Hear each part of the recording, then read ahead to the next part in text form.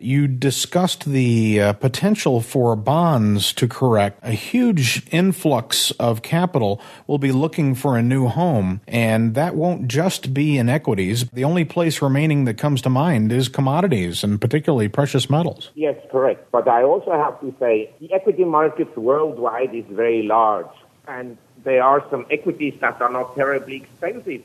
I mean, I look at Asian equities, they had a very big move from the lows. A lot of equities, for instance, here in Thailand, I find stocks that still have a dividend yield of around 6-7% and will give you some protection against inflation in future and against price increases and so forth. So I'm not overly bearish about stocks given the lack of alternative investments.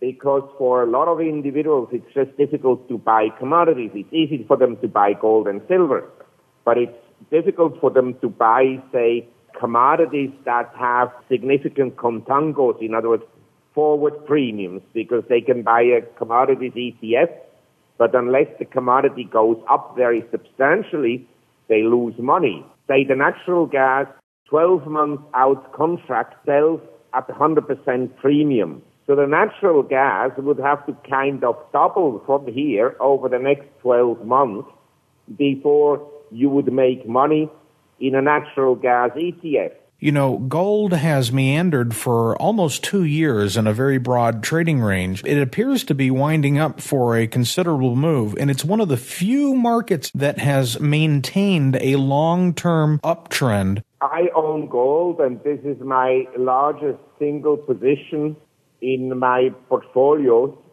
and I own it in physical form, in a safe deposit box, but I'm not convinced that this move above 1,000 today is going to last, and for my taste, there's a little bit too much enthusiasm about gold right now. So I think we may correct. We have an unusual situation in investment markets, which I would like to summarize as follows. Since March, the equity markets have rallied, but the dollar has been weak.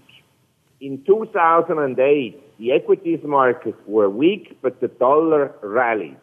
The dollar rallies when liquidity tightens, and the dollar weakens when liquidity expands in the world.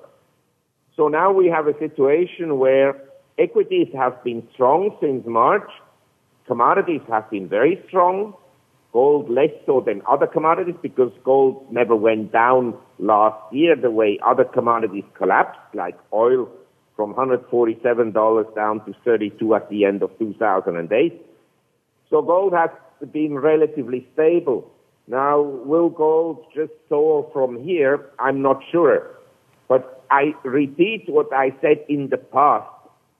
Since no decent citizen should trust the Federal Reserve for 1 second, he must own his own gold reserve in order to protect the value of his purchasing power.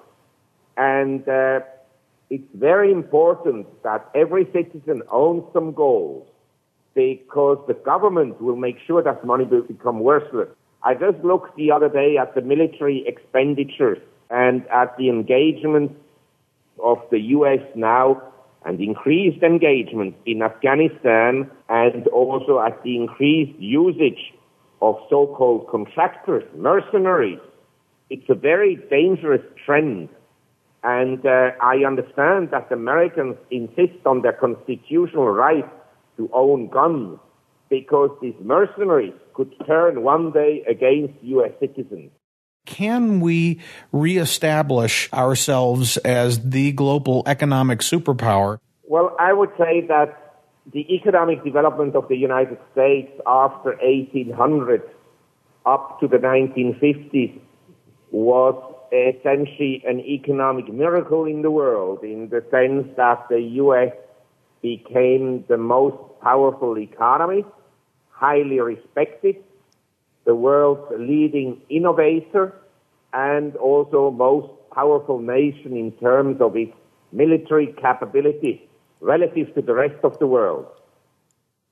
Since the 50s, we had the first symptoms of some unease in the late 60s when the dollar began to wobble and when we had increasing fiscal deficits and also trade and current account deficits. And then in the 70s, the Japanese, Taiwanese, and Korean competition came in, and the manufacturing sector in the U.S. began to suffer. But especially after the opening of China and the whole process of outsourcing to India and China, you can essentially forget about manufacturing in the U.S. for a while. Unless, say, the dollar collapsed by 50% in value against the euro and against other Asian currencies, the manufacturing just isn't going to come back to the United States. And so I feel that relative to the rest of the world, the U.S.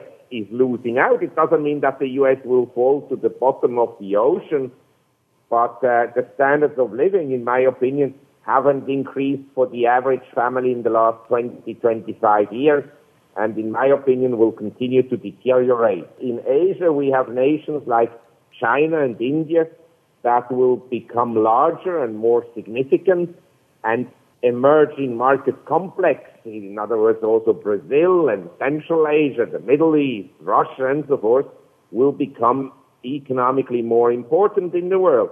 Doesn't mean that Western Europe and the U.S. goes to zero, but it means that the Asian economies and emerging economies will grow at a faster pace. And when these changes, these global changes occur, in other words, you have a superpower, then other powers come up.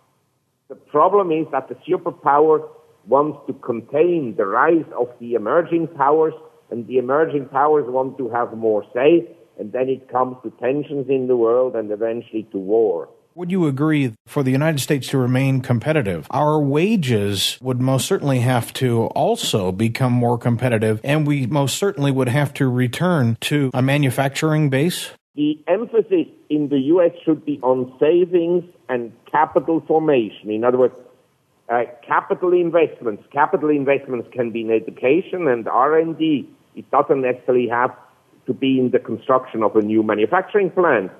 But I think it would be important to boost education in the United States. I mean, the education level in the U.S. of the average person is relatively low in comparison to other advanced economies.